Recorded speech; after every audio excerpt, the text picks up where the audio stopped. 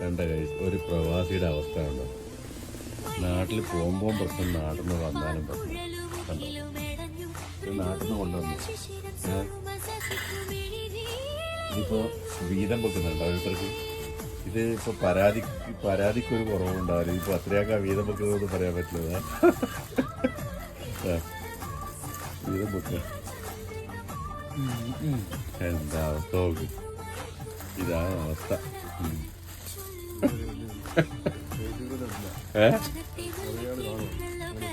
ഇപ്പോഴേ ഇടൂല, 2 ദിവസം കയറ്റി ഇടൂല.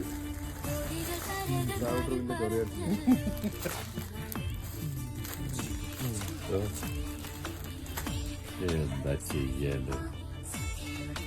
ഇതാണ് പ്രവാസികൾ.